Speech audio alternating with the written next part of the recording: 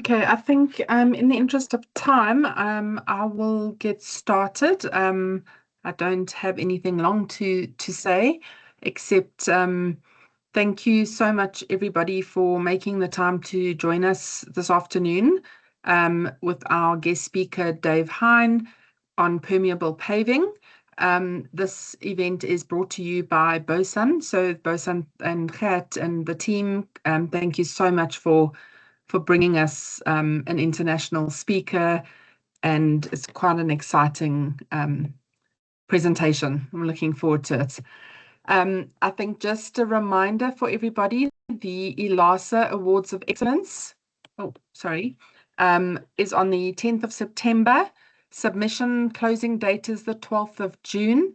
The QR code is on the screen. You can just quickly check that out and have a look at all the submission information. If you have any queries, you are welcome to contact us. We also have some exciting sponsorship packages available, so please do reach out if you are interested in sponsorship. I'm now going to hand over to Dave. Sorry, I don't know what I was reading there. And over to you, Dave. Thank you so Great. much. Thank you. No problem at all. Thank you very much. And thank you, people, for spending a little bit of time with me today. My name is David Hine. I am a civil engineer by trade, basically in the transportation business. Been so my entire career. And we're going to be talking today about permeable pavement design, construction, and maintenance. My background, I'm from Canada. I represent, I've been a member of what we call the Transportation Association of Canada in Canada for 120 years. It's been around now. And so I've been involved in it my entire career, which is more closer to 45 years than 35 there. But I've also been able to represent Canada on the World Road Association for many years. I was on the Pavements Committee back in the early 2000s. I have currently been the last 8 years on the Asset Management Committee, and I also am the chair of the Canadian National Committee to the World Road Association, and we are hosting the 2027 World Road Congress in Vancouver, British Columbia. So if there's anybody interested in that kind of thing, great place to visit. Lots of people are going to be there. Almost 4,000 people are expected to show up there.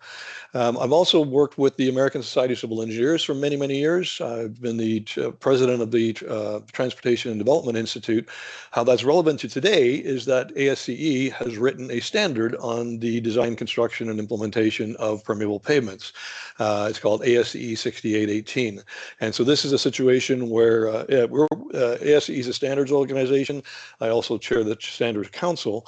And we got together people in the stormwater business and people in the pavement design business, about 20 of each, about 15 years ago now. And we all got together and built the best we could in guidance for permeable pavement systems.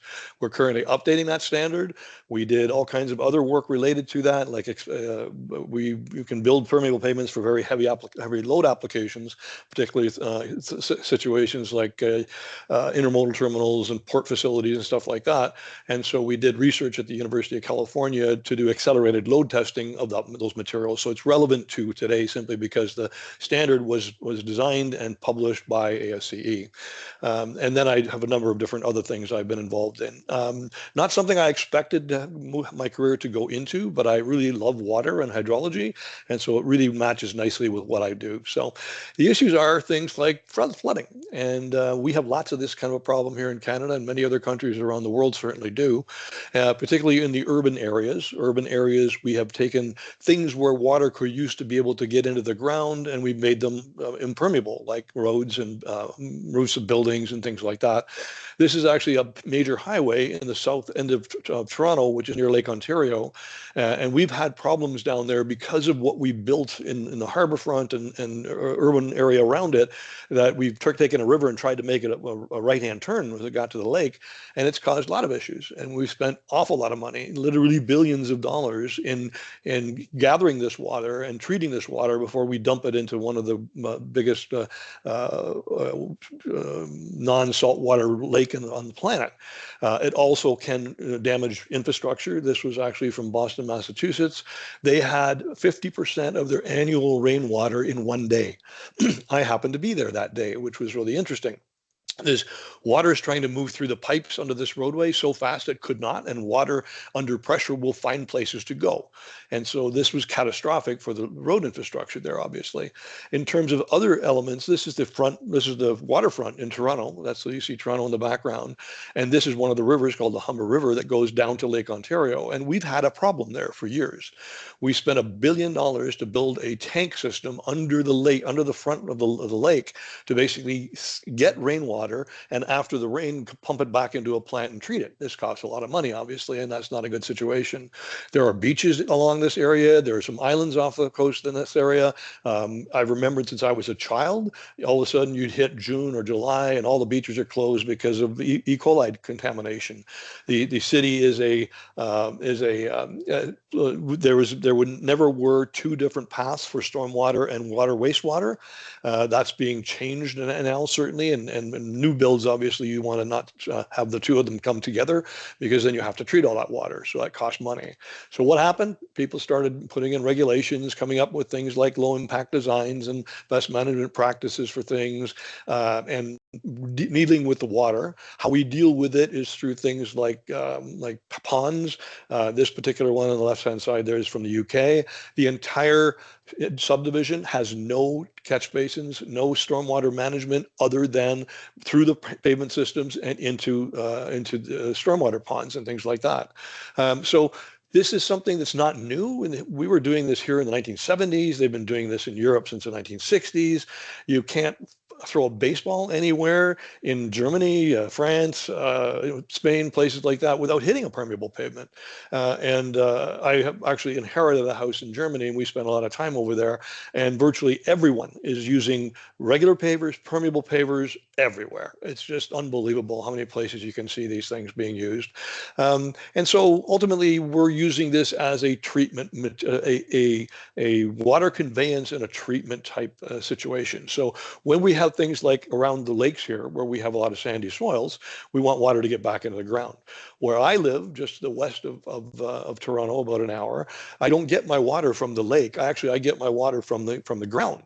I moved here 8 years ago. My water costs from where I used to be to come out here, well, quadrupled in 1 year. The stormwater fees we have on our water now doubled in 8 years, ultimately. So this is a thing that we need to deal with, and we need to deal with it at the source and as quickly as we possibly can. We reduce things like flooding because you're holding water. This has been demonstrated in many different locations around the world. We clean the water as well because you're filtering it. You can make the pavement structure filter your water through what you build underneath it, ultimately. And if we don't have water moving quickly will take contaminants with it, but when it slows down, it drops them out due to gravity. So the particles in the water simply go to the bottom of the lake or the pond or wherever you actually are. You still have to maintain that as well, ultimately. So on came things called pervious, porous, and permeable pavements. There's industries are concrete, asphalt, and pavers, paving stones, and bricks and other things like that. And so these were done into one way or another back in the 1970s, in mostly the US and Europe, not so much here in Canada. Then we developed a paving stone type of alternative to asphalt or concrete, which can work extremely well. The majority of the intermodal terminals and the port facilities we have in North America are actually paving stones. In fact, they're in Singapore, they're in Rotterdam, they're all over the place because a paving stone is twice as strong as conventional pavements and already has cracks in it. So we don't have to maintain it in the future as much as we would asphalt and concrete would be. So, for example, the only thing about this, pervious is what the concrete industry typically calls their products, porous is what the asphalt industry calls it, and permeable pavements are what the paving stone and the brick paver people typically call it. The components of them, it's a pavement. I'm a pavement engineer. That's what I've done my entire career. So we are told when you design pavements, the first three most important things about pavements are water, water, water. Keep the water away from the pavement. Water in a pavement structure will make the materials softer. That will reduce the strength of those materials. And when you traverse them with heavy vehicles, you damage the pavements. And so we want to get the water away as much as possible. Now, this is contrary to that. We want to put the water in the pavement, which is a different thing. And so we have to do a couple of things differently than we would in a conventional pavement structure to ensure that we don't make the pavements weaker ultimately. They typically consist of a sub-base course, which is below, which is like larger aggregate particles that look like railway ballast. That railway ballast has about a 30 or 35% void content. So the open spaces between the aggregates store water. So if you've got 30 centimeters of subbase and has the capability of storing 10 centimeters depth worth of water. Theirs is pretty coarse, so we put a layer on top of that. That layer is acting for structural capacity, but it's also allowing water to go through the pavement structure. And then if you're doing asphalt or concrete, you pave it on top of the base. If you're putting down pavers or grids or brick pavements, you want to put a small 5 centimeter thick layer of smaller aggregates that are going to make it nice and smooth for you. So those are the primary components typically. We have 3 different things we want to do with the pavement. One of them is full infiltration. I do that here. There's no water on my house, off my roof, off my lawn that doesn't go into the ground, because our groundwater, we get our water from the ground. And so if you do not have water going into the ground, like through your pipes on your side of your house, then you get penalized actually with higher taxes. And they won't let you build that anymore, because we want to recharge the water that we already have in our groundwater. And it's a critical situation right now. We stopped all development where I live now because we do not have the ability to provide water to people. So that's a good thing. Then we have most of the areas that have kind of clay soils, silty soils. They're much finer in terms of size. That means their infiltration capacity to bring water through them is much smaller. And so we do different things. We may not be able to store all the water from a big storm.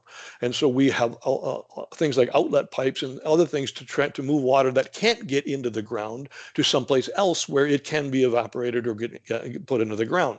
So this is what we call a partial infiltration design. Then we got no infiltration design. So this means maybe the groundwater underneath it has been contaminated. Maybe it's an old brownfield site. You don't want to put water through the ground. Then you can also use it to store water. And many facilities in areas that have very poor rainfall use these to store water underground, put them then into a underground basin of some sort, or constructed somehow, and then ultimately reusing that water as either gray water or using it to keep the golf courses in business and stuff like that. It's everywhere. They're all over the place, and I'm going to show you all kinds of different photographs of this.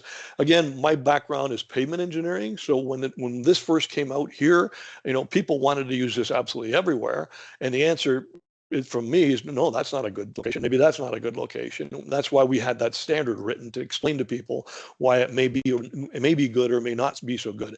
I'm a true believer that anything can be designed. You give me enough time and money, I'll make it work no matter what happens. So you could use them pretty much anywhere.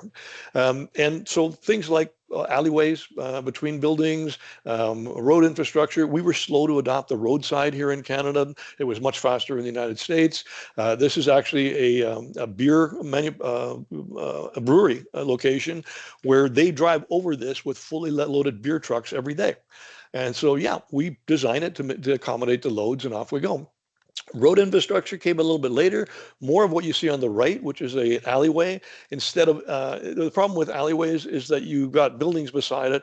You want to protect the building so that water doesn't get in there. You want to do that anyway, if it's a permeable pavement or not. And ultimately, these don't have a lot of traffic on them. The one on the left is actually a roadway in Indianapolis in the United States, in Indiana, that has no catch basins on it, not a single one. And so from an engineering point, I'm much happier about that because number one, I don't have trenches and stuff like that with piping underneath that they don't properly compact and all that kind of stuff. And so it is easier for the contractor to work. It's less expensive for him to do that or him or her to do that. And we provide infiltration and remove the water as we need to. This was a project I did 15 years ago now. This is in Berkeley, California. It was an existing roadway that already was there. It had curbs, et cetera, that were there. We excavated that entire pavement structure and built a permeable pavement system in it. It runs like a north-south right beside San Francisco Bay, pretty much. The council wanted to demonstrate that we can be green, we can deal with the water, et cetera. And so the engineering department there wasn't thrilled about it. I came in and I gave them presentations like this one that tell you about all the things we can do and what has been done, and they insisted and it would get done. And so that's been out there for now about 15 years or so. And I get back there quite frequently, or used to before the political change there, but because I have an aunt that lives very close to there. And I was just actually there 2 weeks ago. Parking lots are the primary use for the most part. There's a few examples of them. The one on the left there is a national park just north of where I live. The one on the bottom left is a car dealership where I bought an Audi there last week, actually. And then the one on the bottom right is from Boston, Massachusetts. The one on the top right was one of my projects in Hawaii. So this is actually in Oahu. It's a church facility that had an old asphalt pavement there that was a mess and all kinds of crazy stuff about that. And I went and did webinars and face-to-face meetings like this one in Hawaii because my wife and I usually we're spending a lot of time there because I'm retired now. And I was asked to come to Honolulu to talk to them about the permeable pavements. And they said, a geotechnical guy came up and tapped me on the shoulder afterwards. He says, "You're wasting your time. There's not a single person in the Hawaiian Islands that will ever build a permeable pavement." 5 years later, we do this one. We did another one. The military did some. Bars and parking areas do this. Golf courses use it there. I was just there until February of this year. And everywhere you go, you can throw something, you can hit a permeable pavement. And primarily it's for moving water from place to place because they don't have a lot of underground infrastructure and they don't want to dig for things. Here's a couple here. The one on the top left-hand side is actually from a little town called Sayn in Germany, right where we inherited the house. And it's actually a manufacturing facility and foundry, and they have permeable pavements all the way around it. One in the bottom there actually is from Koblenz, near also where we live there. So lots of examples of these from around the world. This one here is actually it's a conservatory in the east side of Toronto. And so the regular driving pavement is actually conventional pavements, but the sidewalks around it are permeable pavements. You see these all in places where you have water coming to it. This was actually me taking a picture in Orlando, Florida. So all of the pavements there are permeable. That's where the trees and that get their water. It's helpful. The one on the right is a pervious concrete one, just as a contrasting example, so you can see what it looks like. We have others. Here's a few more examples. They come in different colors and sizes. And one of the things about architects is they particularly typically like working with pavers where you can have different combinations, different orientations. The ones on the left look like more of a Roman road kind of thing. The ones on the right are your standard 10 by 20 centimeter paver. And so they are used to help beautify places. My only thing about, and no offense to you guys, but my offense to landscape architects and whatnot are that they don't know pavement design. So find somebody that knows how to do this, and that can be helpful to work together to make the systems working well for their entire life cycle. This one was in Colorado. I was interested in this one particularly. It was not one of my projects, but I was interested particularly that they did make the sidewalks out of conventional pavers. And if you look between the tree and the lamppost, that's all permeable. And you also see a catch basin on the bottom right-hand side there as well. And so they're using this to get water to the trees. And so this is a great idea because sometimes they struggle when they're being built. This is actually Colorado, which is relatively dry. You have to be careful also about using these kind of things and other low impact development activities near pavements, because if they have buses and things like that, water in the pavement is not good. So we can do something different. I have a meeting yesterday and of a client in Edmonton, Alberta, where I was just about a month ago. And the utilities facilities there have been given $1 billion, $1 billion, so about $800 million US. And they're installing stormwater systems everywhere across the entire city. And when I was there, they took me for a tour of these. And I asked about, they're doing this stuff very close to the road. And I said, "Are you concerned about water getting onto the roadway?" And they said, "Absolutely." And so this has turned into a project of mine now to determine what the impact potentially is of not just permeable pavers, but other low impact development features on the ultimate life cycle of the road beside it. So, and what do we do to make it work? So they've got a lot of money to spend, and they're doing it all on these kind of things because they're trying to completely eliminate flooding in the city of Edmonton, Alberta. And so they're a component of it, but they're running at it so fast. I look at drawings, I look at specifications, and they make me cringe sometimes because they don't have a pavement engineer on staff, and the people that are doing it don't understand this stuff. Excuse me.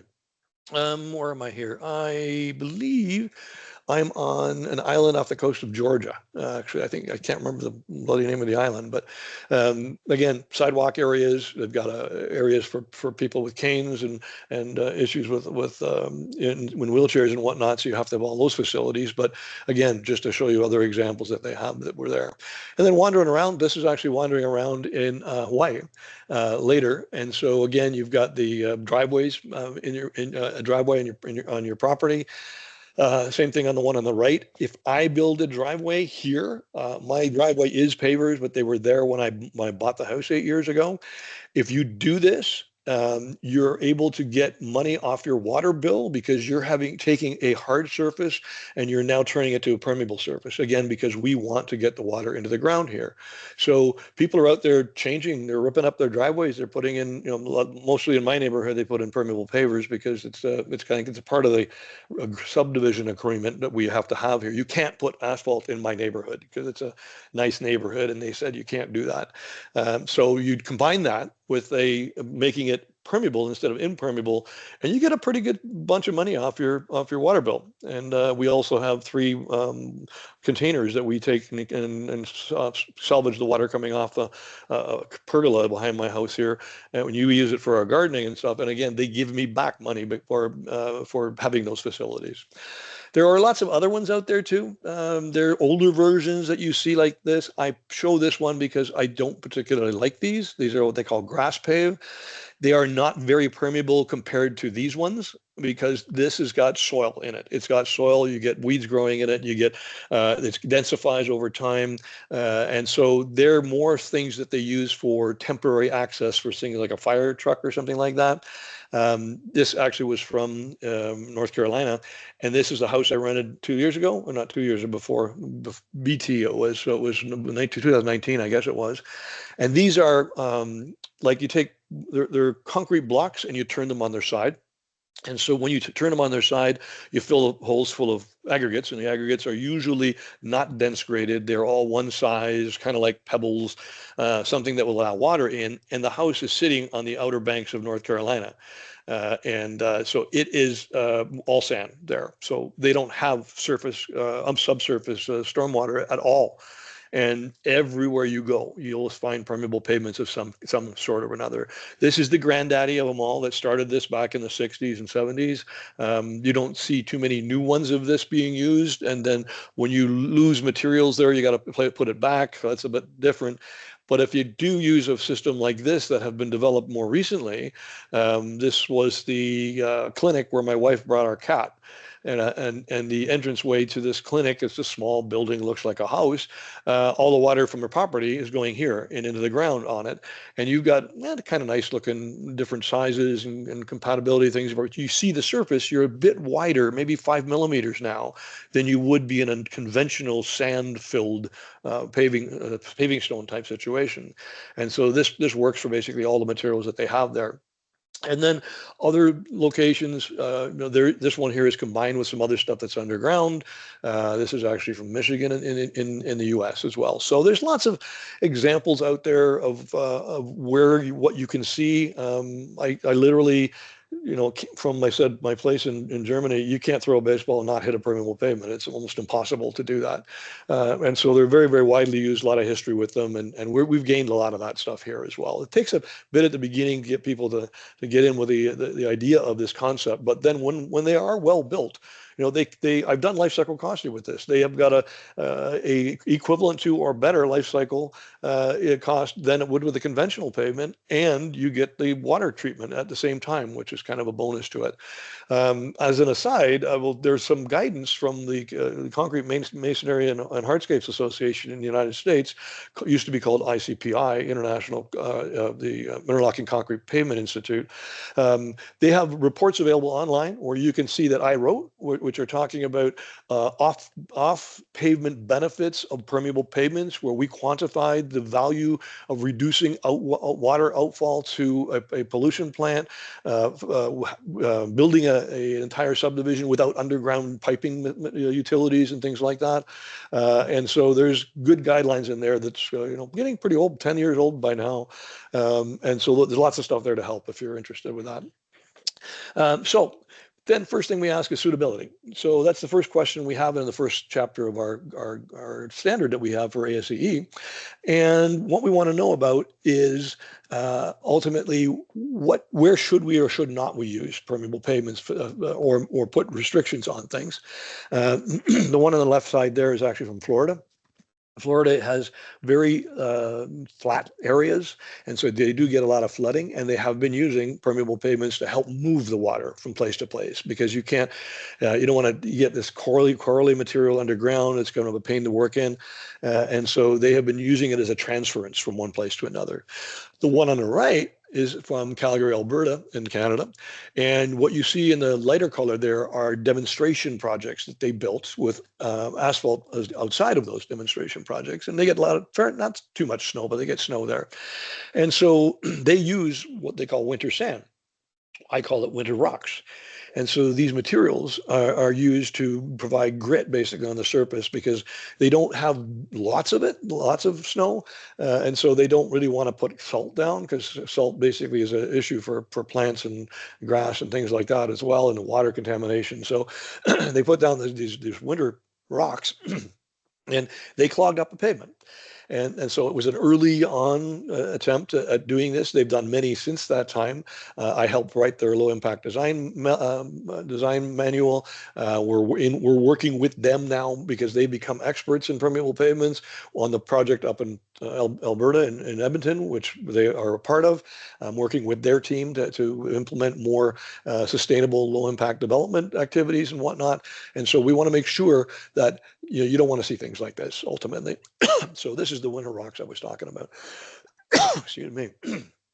So sorry. I'm sorry, Dave. Yes, go ahead. Can I quickly ask? Sure. So we can see the pavers, and you talk about sand-filled conventional joints. So what is different? What do they use for the jointing between these permeable pavers?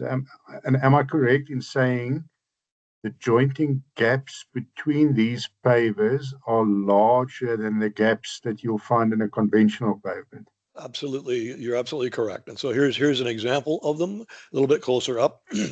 This particular one is in California. When we were doing the work at the university there, I went around and looked at some of their permeable pavements. And so what you see there is a gap that's about 4 or 5 millimeters in width.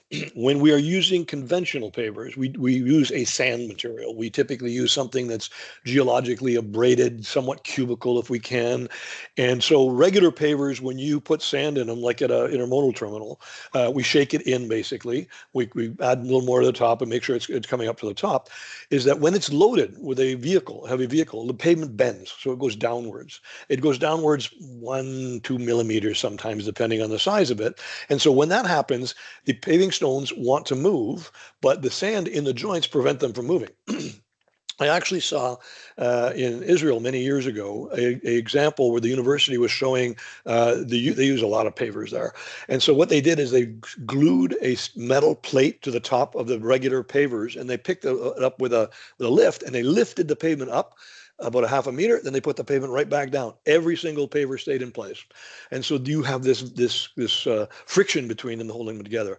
That is not a permeable pavement system. So the sand is very fine, or not very fine, but it's finer. And so you don't get a lot of water through it. And it's somewhat impermeable, in fact. So to make it permeable, we actually open the joints a little bit more. The pavers themselves have these spacer bars on them. So it makes them go at the space that we want. And we want the space to be open enough to be able to put water through the joints, but we don't want it too open so that you don't get that vertical resistance to the bending of the pavement. So the ideal place is kind of 4 to 6 millimeters max. If you go more than that, then you're going to lose some of that ability for the paving system to act like a system and not like individual pavers. The material that you put in there also needs to be relatively good material, something that's quarried, something that's well crushed to smaller pieces. You can use conventional aggregate materials, not from a quarry, but you have to crush them up quite a bit. So this is key. This is actually a very key component. You don't want a lot of fines in the material. You want them to all be the same size. And the fines will take away from the ability for it to infiltrate the water. This picture I took was a bad situation because here you see that there's water ponding, and where the water's ponding at the top middle of that photograph, there's a catch basin there.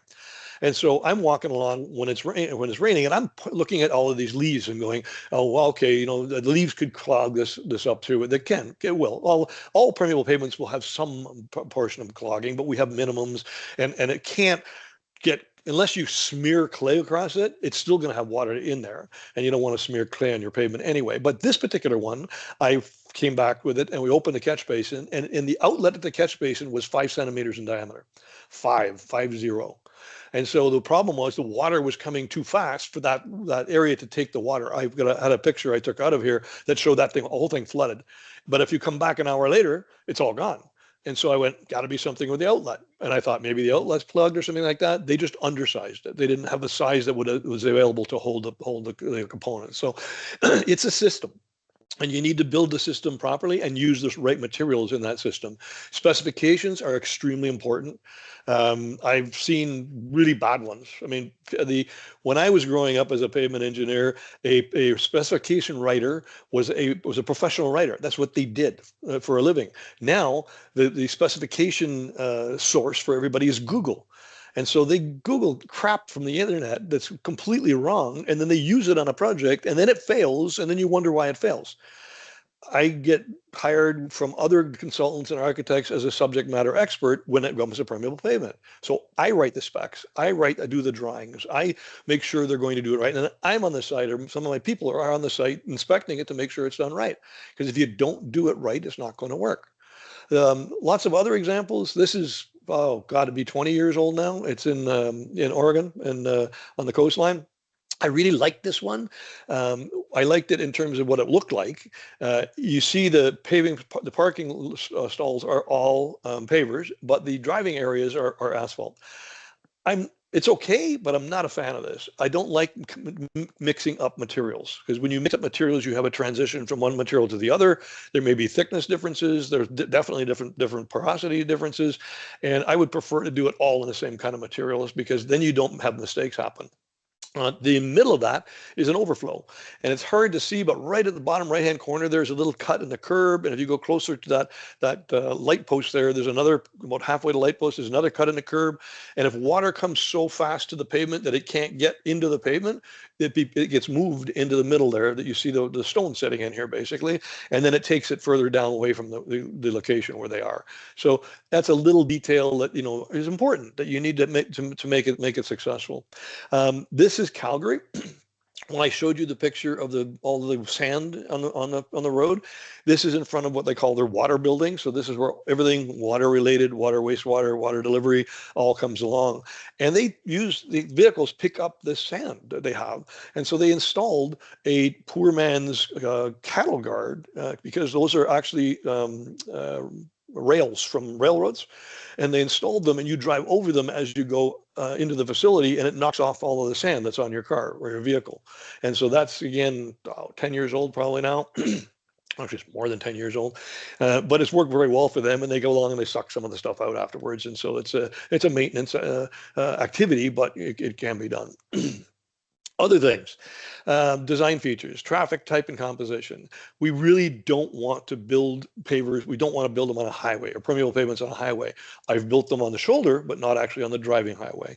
A municipal roadway, yeah, can be done. Sometimes people want to do them in some weird places. So the picture on the left is actually an Abrams M1 main battle tank from the Battle Command Center in Colorado, United States.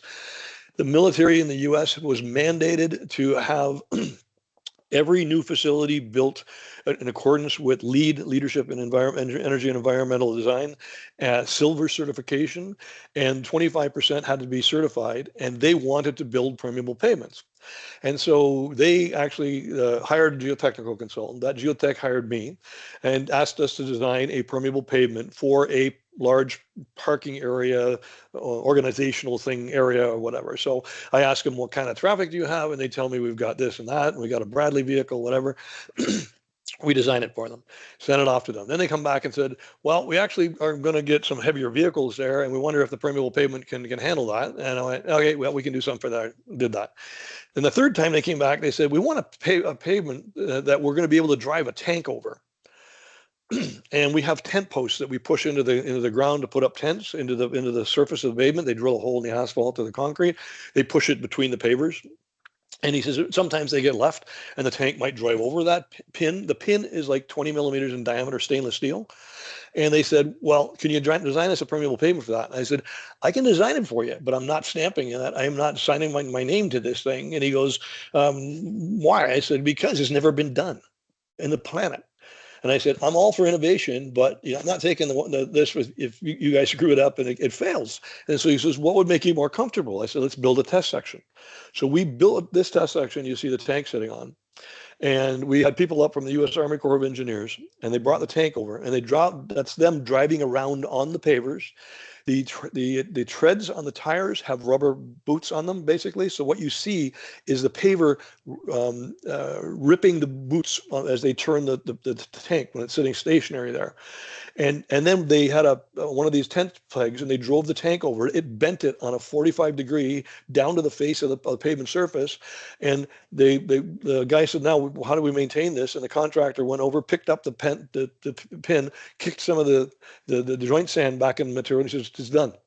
And all these guys, I've never seen a bunch of old guys from the Army Corps of Engineers being giddy about a pavement surface, ultimately.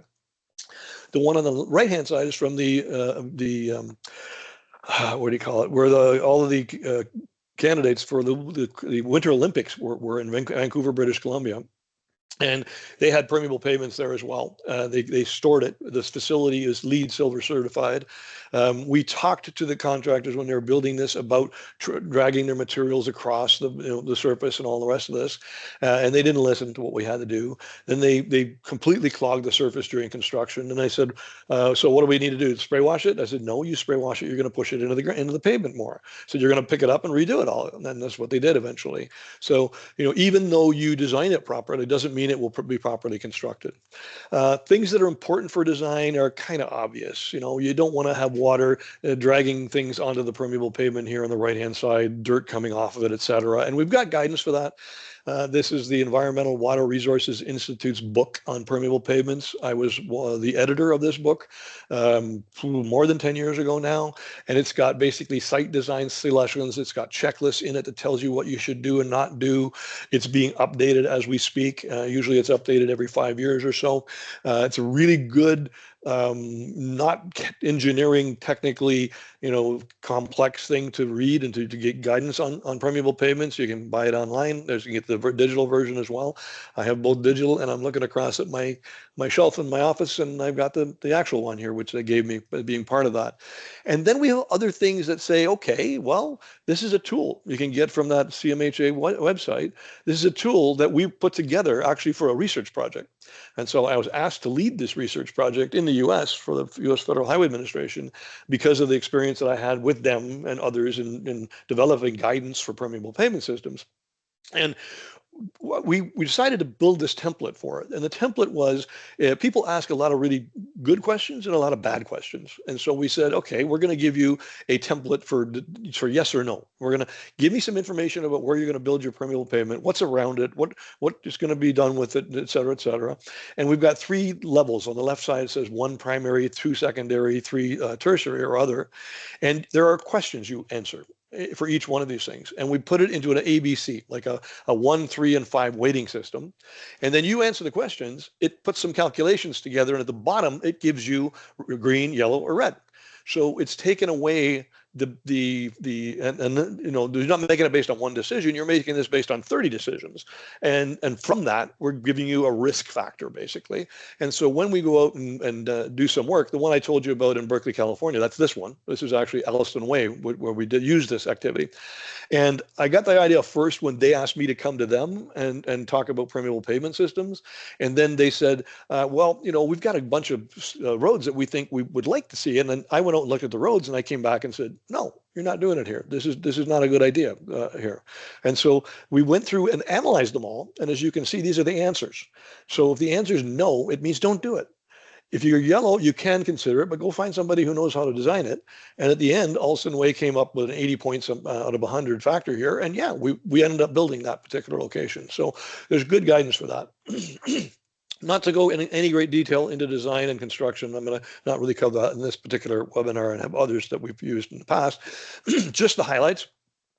There's lots of that guidance from everywhere, from around the world, from UK, from Australia, New Zealand, Korea, South Africa. You know, the guidance everywhere about using permeable pavement. So we get them and use them. They all have two sides to the design. Left side is structural, right side is hydrologic. So left side is, can it be, the vehicle is going to damage the pavement. The right side is the water going to get out, and you try to balance those two. We wrote this guide here, the ASCE 6818. I mentioned this being updated because when we were designing this and writing the standard, we said, we don't know everything. We better go out and find out why. And so we actually did a project with the University of California and took that big monster, which, by the way, was built in South Africa. When it was being sold by a company in the United States called Dynatest. And so we did put like 1 million loads on top of these pavements, and each section of this facility, we had different thicknesses of the pavement. From that, we developed some design tools. It's very easy to say, how much traffic do you have? What is the amount of rain that you get? We bring in that factor because rain is a big factor. If you got a little bit or two or a lot of it, we design it differently. And then basically we come up with a strength of the ground below it. And beyond that, we just said, okay, here's how thick the subbase needs to be. So it's in the book, actually, you can have that, but there's also a software package that comes with it, which is basically called Permeable Design Pro. This has been used now for more than 20 years, I guess it would be by now. Yeah, pretty much. And in that tool, you have the ability to do a pavement design. It comes with built-in defaults. You can use the defaults. You can add them or supplement them with information you know about the site. It goes through the whole strength side of things and the hydrologic side of things and balances things out for you. You put in information about the thicknesses. It calculates them for you. And it will also give you a drawing of what the cross-section should look like. Excuse me. Sorry about that. So it's in terms of databases for storm events, these are always constantly changing. We started it with Canada and the United States. We added New Zealand, and then 5 years ago or so, we added South Africa as well for each of the individual provinces and what's happening in each location. And as we have things like climate change, these things are being updated and changing. The United States is changing all of their stuff right now. The Southwest United States changed about 5 years ago. They're going to change it all. New Zealand put factors in for climate change big time many years ago now. You know, that was increasing rain events by 20 to 50% kind of thing. And so anyway, good technical information and lots of pictures and lots of specification guidance and things like that. In terms of maintenance, once you build it, you got to maintain it, and every pavement needs to be maintained. The story with maintenance is that, you know, we want to avoid the obvious. The one I told you about there in Portland, Oregon, that was me walking in when people were doing the trees and stuff, and they were dumping stuff on top of the permeable pavement, and I explained to the guy why that's a bad thing. And he said to me, well, nobody told me it was a permeable pavement.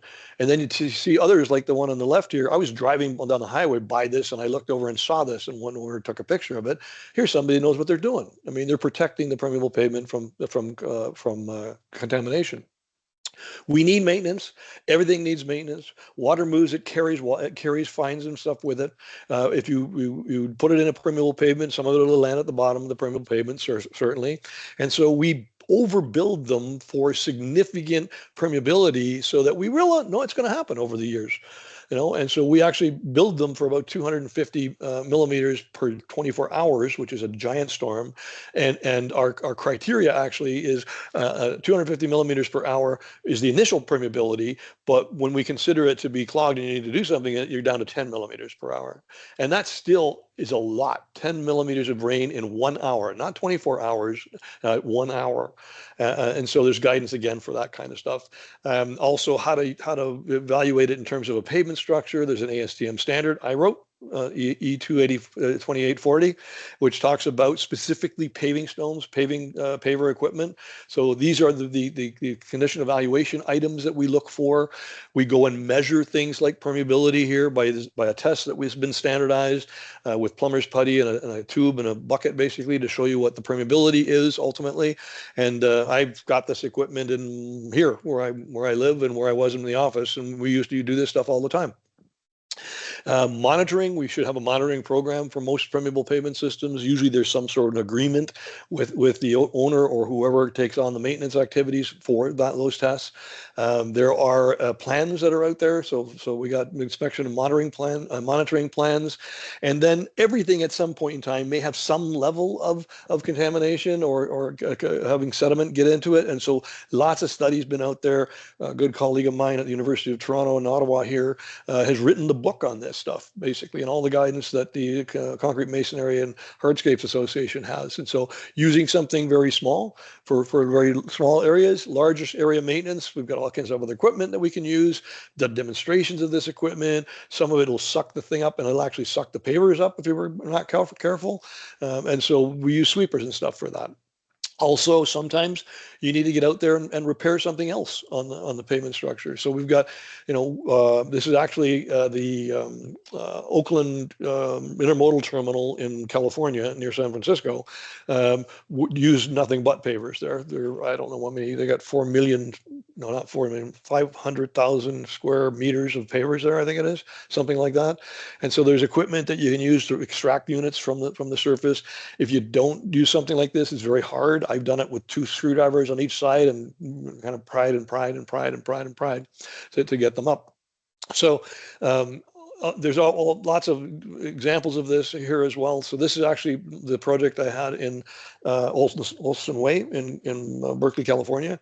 And so there's a sequence here. I've only put on the highlight slides, but I have about 25 slides that show you the entire process of doing this. That's a utility had to repair.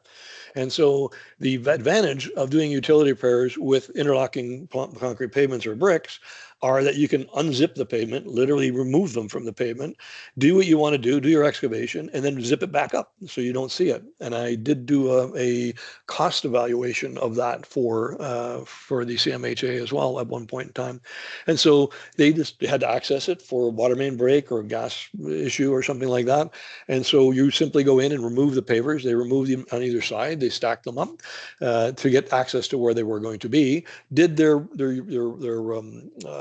repair activities, and then put the materials back. We allowed, typically in the specific maintenance guidance, for you to use something like, we call it unshrinkable fill here. You might call it controlled density backfill. It's we use it for all of our utility cuts in the city of Toronto. So it's a very, very, very weak cement-based aggregate material that adds the compressive strength of concrete sidewalks is usually like 20 megapascals or 30 megapascals. This is 0.7. So 0.7, not 7, 0.7. And so it comes out of a concrete truck where it's mixed and continuously mixed and basically just poured into the excavation, and then it hardens. It doesn't really harden, it just sets. You take a shovel to it, you can move it, you can move the material, you take a pick to it, you can take out chunks of it. And so it's done like that so that it actually fills the area around the utility cut as well.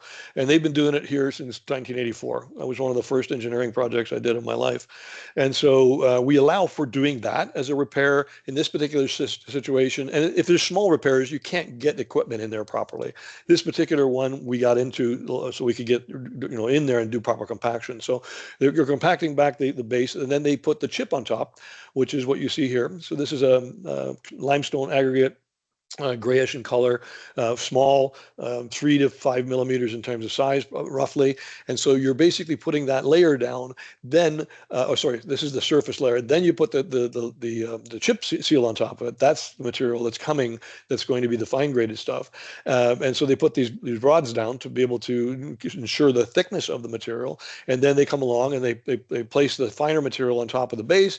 They use a screed to basically make it all nice and flat, and then use a little bit of compaction with it. Then they start putting the pavers back. So you remove those rods, you just fill them in with some little fine aggregate, and you come back with the units that you previously took off and a little rubber hammer there, and you put them all back. You can see in any of the pavers, look at the stack of 5 on the right-hand side there. Vertically, there are 4 in this particular paving stone. There are 4 oh my God, I'm not thinking off the top of my. It's setting the width of the paver, not the actual physical width of the surface. Nibs, thank you. That'll work. Appreciate it. Thanks. The nibs on the side of the pavers, because they set the distance between the pavers, and they allow you to put that material in the joints of those locations. So that's what they're doing here. And you can see it on the bottom. You can see how wide the joints are a little bit, and then they're going to go and fill that afterwards. So off they go. They keep going. They keep going. If you did this well, you will end up with all of the pavers going back where they were. I've seen people do this and get to the end and they've got a couple left over and they throw them on the side of the road. And I go, no, you can't do that because you don't have full contact in some place on your surface. And so because these nibs are there, it's no excuse for not making it fit. And this guy here took a breath of relief, I think, when he hit this particular one. So it was, finally got it done. They come back, the fine jointing material is basically just dumped onto the surface with that excavator you see on the right side, and then they come along with a broom, they broom it in. You usually go over it with a small plate compactor that has a rubber bottom on it, so you basically just shake it in to make sure it gets in all the joints, and you're done. That's it. So you finish up with a pavement surface that's going to look something like this. The one on the right is the original. The one on the left is just after they finished it as the inspection. So really good thing. Very easy to do, and certainly looks a heck of a lot better for your pavement. It will make your pavement last longer than all of us going in and cutting out chunks of asphalt and concrete and all that kind of stuff. So and these things have got extremely high compressive strengths. These are better than conventional concrete. You know, they're incredible how we can use these. In terms of preservation recommendations and lessons learned, this is being done a lot. The one on the left is from the Netherlands. So they're using different colors of units to show where you've got a wheelchair parking spot, for example. The one on the right is actually from the church in Oahu in Hawaii, from the project I worked on. Not my favorite. I mean, it looks like a perfect arrow, but in order to make that perfect arrow, you had to cut pavers. I really don't like cutting pavers into smaller pieces, and my specs won't allow you to do this, actually. And see the tip on both sides, you've got the little triangle piece. That's not great. This one was done quite well by the contractor, but they can be a place where you could lose a piece and then you lose more, and that's really not a good situation. Crosswalk delineation, this is back to California. That yellow color, it was awesome because it's the full paver is like that. The surface of the paver is, rather. This one, I wasn't so happy about this one. If you look at the bottom of this yellow part, on the right-hand side, you see a little triangle. On the left side, you see a bunch of triangles. Those can all be locations where you have problems. I tell people, don't worry about it being straight. Go zigzag down the roadway. I said, if you're trying to slow people down, I mean, they'll see the zigzag and wonder what it is, and you're going to be using whole paver units. So that's the benefit of that. Things like this one. This is actually a military base in the U.S. in Colorado. Those are motorcycle stalls. Excuse me. And the stall delineations are basically a different color, so you don't have to paint it. That's a good thing. You don't have to paint it again, especially if a lot of winter environments where you use a lot of sand and whatnot. Things that are important to have good life. These are just kind of obvious things. Like this happens with other pavements as well, but limit standing vehicles that may leak engine oils. Engine oils will eat asphalt. Gas will eat asphalt. They won't eat pavers for the most part. They're very, very durable, very high density. So we don't really want that to happen. Limit activities that increase the potential for joint clogging. You see on the picture on the bottom there, two things wrong here. One, you've got asphalt going up against a paver. Never, ever, ever put asphalt against a paver. The paver is way stiffer than the asphalt is, especially in the summertime. The asphalt will get pushed by the pavers, possibly.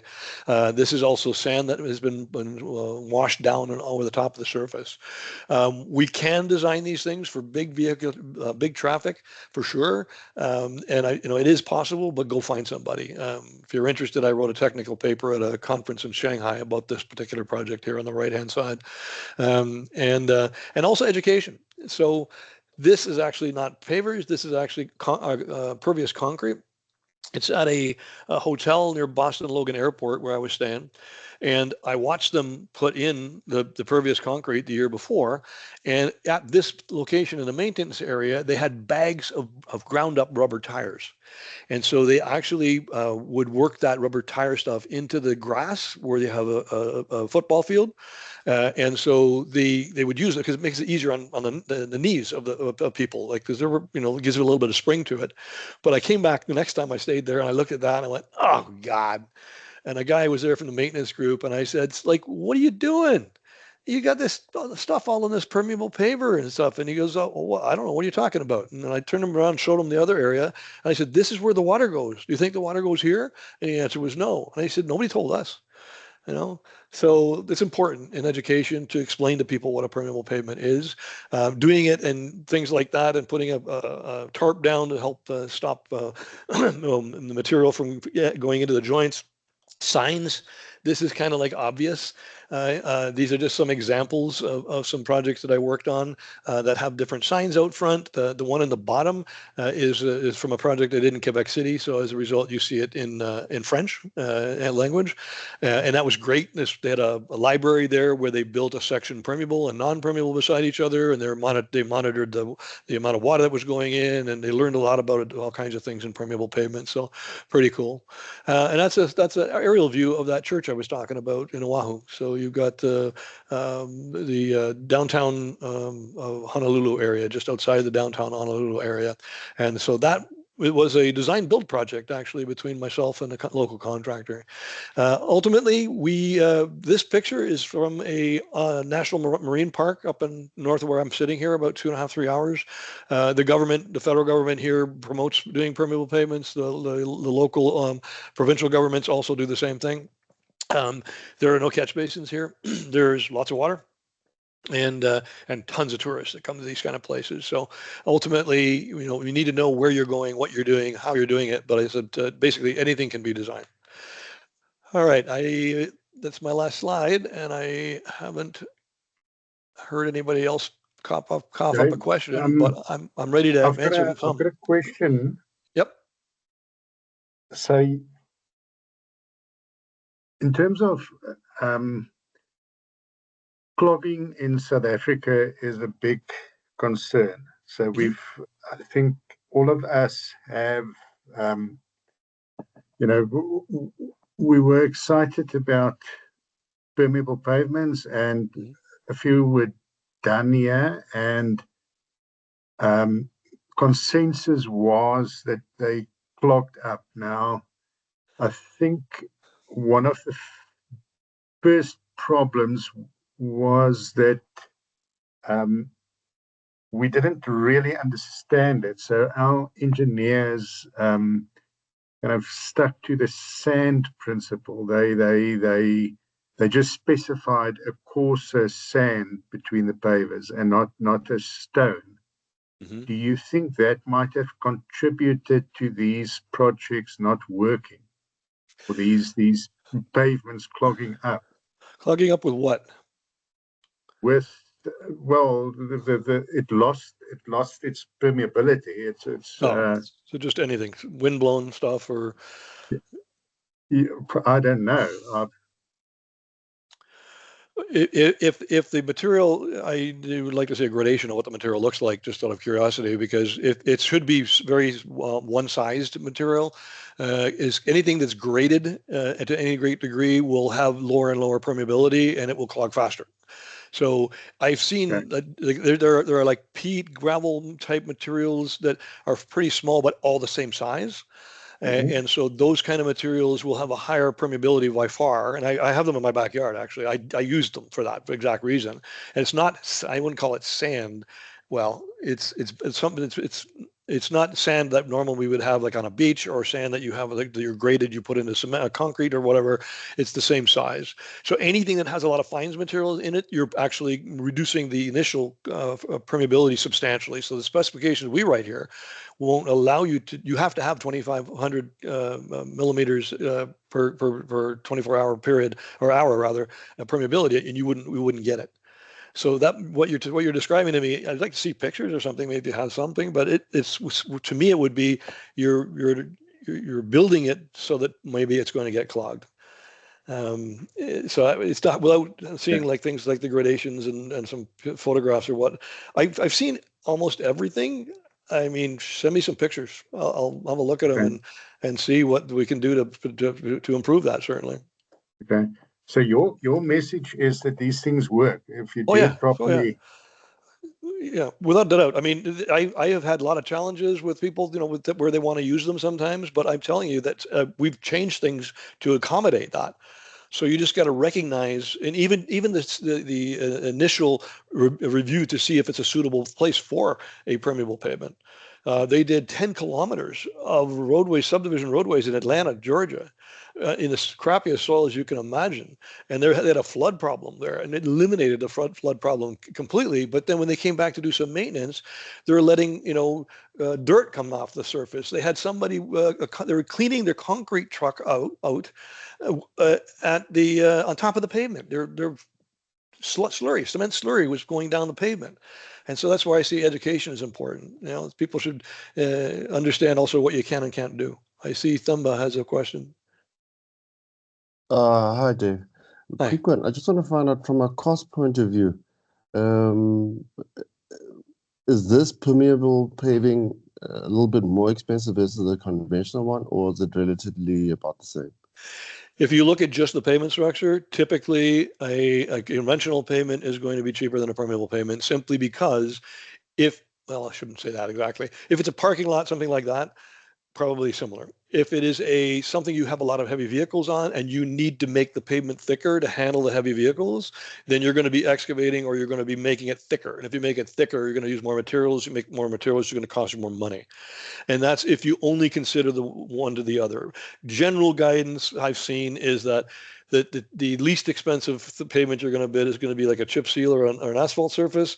Then you get into the pavers, paver themselves, permeable pavements a little more. Concrete is usually the most expensive of all of them at the end of the day. If you look at the combination of providing a road surface and water treatment, that's a different story. And then you can see situations where the permeable pavement is less expensive than like if you look at, say, removing the underground piping from stormwater. You have catch basins; they cost a lot of money. You've got the thing that's sitting on top of the piping that goes into it. Trenching to make the pipes in there. That money is extremely expensive. And so you can eliminate that. You're going to make a cheaper pavement. The permeable one will be cheaper than a conventional one. Gary had a question. Thanks. Hi, David. Can you hear me? Yes, I can. No problem. Okay. David, thank you. I'm actually a supplier of a plastic grid paver in South Africa, the first one manufactured here. Mm-hmm. And I appreciate what Bosun is doing. I don't regard ourselves as opposition. I think there's a place for both in the market. Mm-hmm. You haven't mentioned any of the plastic grid pavers, but interesting, the question raised about the salting up of the paving done at a local university up in Johannesburg area. Mm-hmm. Mm-hmm. I still remember a report done by the local professor in Cape Town, Armitage, who regards himself as the permeable paver guru in South Africa. Mm-hmm. You might have met him. Mm-hmm. But the big problem there, I think, was to go back to Gert's question about the permeability. Yeah. I think the biggest problem is is the maintenance of the thing, because what had happened, apparently this had salted up. There'd been no maintenance over the year, and obviously this created problems with the permeability.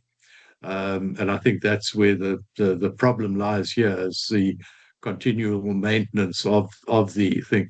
Now, I'm not sure how you would normally maintain this, because all the pictures you've shown are very clean areas, not much dust, etc., except where you've got to wash off from the asphalt onto the paver, and where it washes all the silt into the joints, which then become impermeable. And I think that's what happened in that case.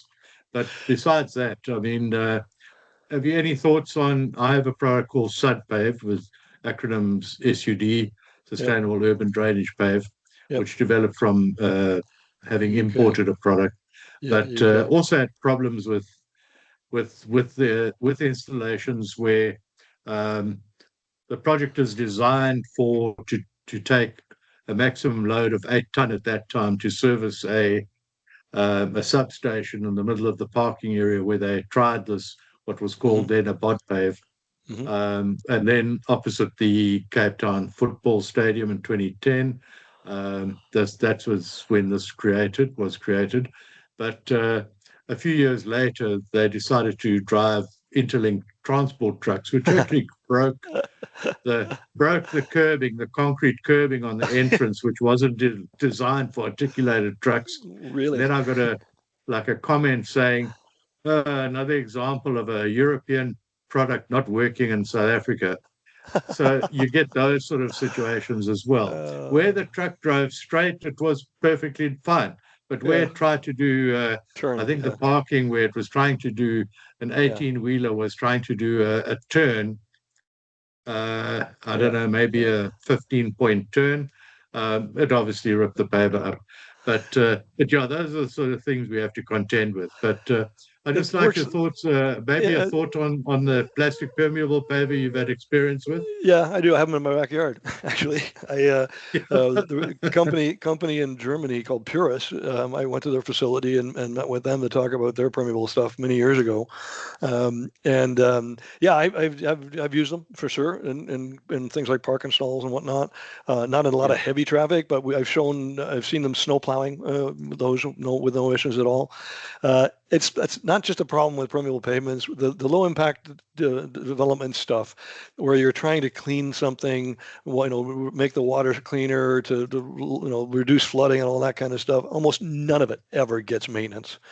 And so part of the problem too is when I'm working on a project, I do a closeout that gives them a maintenance plan for it, and you get everybody in the room in there that has anyone that might touch it, because a lot of times I see is that they're going, oh, you're a permeable pavement, that's the pavement guy's problem, but you're the landscape guy. The landscape guy's dumping all his green cuttings onto the surface and doesn't know about it. Well, who's taking charge of this, and who needs to take in charge? And then when it comes to utilities, some municipalities have 12, 14 utilities. I said, don't let them do the repairs. Don't do that. Let them do the maintenance. Yeah. You need to do the maintenance. And so they take it over from them. So I've seen those kind of issues. And it's the heavy loads for sure. I mean, again, I saw the tanks. That was one of mine. I mean, the stuff that John's done in the UK, you got monster trucks going across these paver systems. We know how to build them structurally, all of them. And that doesn't matter what one it is, but we got to make sure it gets done properly.